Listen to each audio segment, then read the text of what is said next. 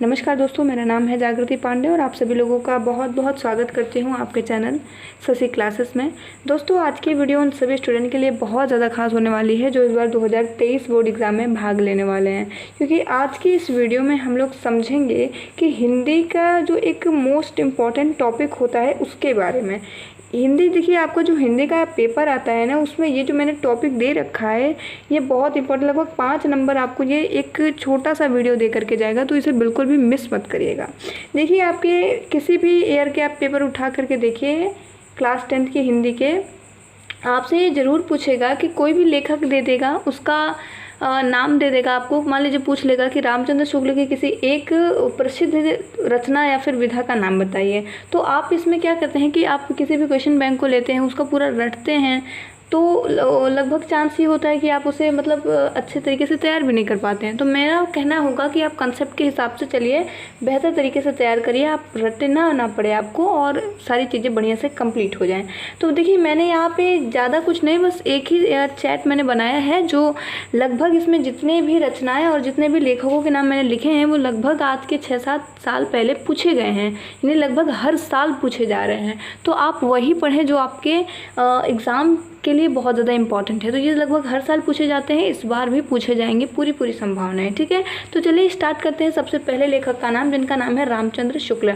आपके एग्ज़ाम के लिए बहुत ज़रूरी है, आपसे किसी एक रचना का नाम इनसे पूछ लिया जा सकता है, या फिर कोई एक रचना दे दी जाएगी इनकी और पूछ ली जाएगा कि इस रचना के लेखक का नाम बताइए, या फिर कोई विधा दे दी जाएगी तो पूछ लेगी ये किस विधा, ये जो विधा है ये किस रचना पर आधारित है, या ये जो रचना है वो किस विधा पर आधारित है, या इस रचना या विधा के लेखक का, यानी कि पूरा एकदम घुमा फिरा के पूछ लेगा। तो आप जब कंसेप्ट क्लियर रहेगा आपका, तो आप आंसर देने में बिल्कुल सक्षम रहेंगे। ठीक है, तो सबसे पहले स्टार्ट करते हैं रामचंद्र शुक्ल से।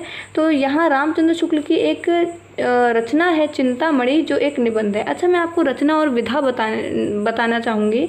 रचना होता है कि अगर मान लीजिए कोई भी लेखक या कवि है, वो जो लिखता है उसे हम कहते हैं कि वो रचना कर रहा है या फिर वो उसकी रचना की है।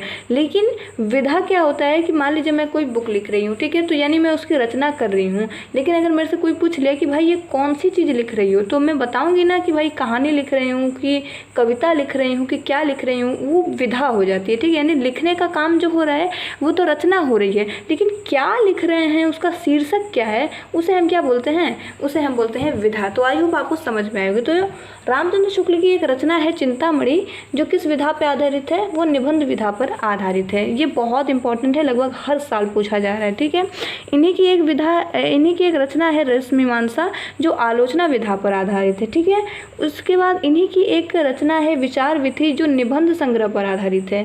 ठीक है, इन्हीं की एक रचना है त्रिवेणी, जो कि आलोचना विधा पर आधारित है। इन्हीं की एक रचना है भ्रमर गीत, जो भी आलोचना विधा पर आधारित है। अब मैं आपको बता दूं कि इनकी जितनी भी रचनाएं हैं उनकी एक शॉर्ट ट्रिक मैं बताऊंगी जब इनके जीवन परिचय की बात करेंगे। ठीक है, तो साहित्यिक परिचय में इनके जितने भी रचनाएं हैं उन सभी को एक बढ़िया से ट्रिक में मैं आपको बता दूंगी। एक छोटी सी लाइन आप याद करेंगे और इनकी सारी की सारी रचनाएं आपको चुटकी बजाते हुए याद हो जाएंगी। ठीक है, हालांकि यहाँ हम देखने वाले हैं कि कौन सी चीज़ें आपके लिए इंपॉर्टेंट है, कौन कौन सी रचनाएं आपके लिए जरूरी है आपके एग्जाम के लिए। अब बात करते हैं जयशंकर प्रसाद की। जयशंकर प्रसाद की एक रचना है आंधी, जो किस विधा पे आधारित है, कहानी, यानी कि उन्होंने एक किसी चीज़ की रचना की लिखी जिसका नाम उन्होंने आंधी दिया, लेकिन वो सच में क्या था, वो एक कहानी था, मतलब आंधी के बारे में उन्होंने कुछ कहानी लिखी। ठीक है, उसके बाद आकाशदीप भी इनका एक रचना है, वो भी एक कहानी, यानी उन्होंने एक कहानी की रचना की जिसका नाम क्या था, आंधी था, जिसका नाम क्या था, आकाशदीप था। ठीक है,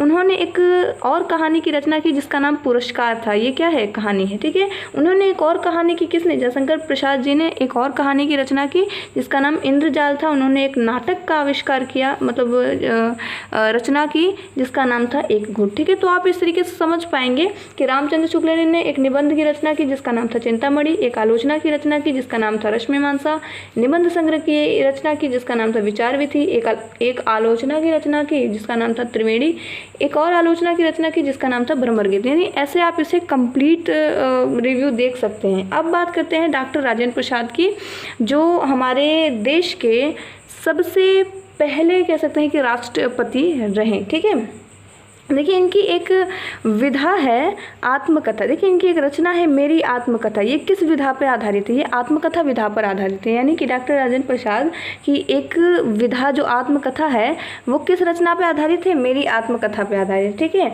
उनकी एक और रचना यानी इन्हीं की एक और रचना है चंपारण में गांधी जी, वो संस्मरण पर आधारित है। ये भी एक विधा होती है। ठीक है। आप अगर कहेंगे तो हम इसके बारे में बताएंगे कि नाटक क्या होता है, संस्मरण क्या होता है, आत्मकथा क्या होती है, ये सारी चीज़ें हम बताएंगे आपको। ठीक है। बट ज़रूरी है कि आप हमें कमेंट ज़्यादा से ज़्यादा करके बताएं कि अगर आपके लिए ज़रूरी है तो हम आपको बता देंगे। ठीक है। हालाँकि ये आपके बोर्ड एग्जाम में पूछा नहीं जाता है कि संस्मरण क्या है, आत्मकथा क्या है, फलाना ठिकाना। ठीक है।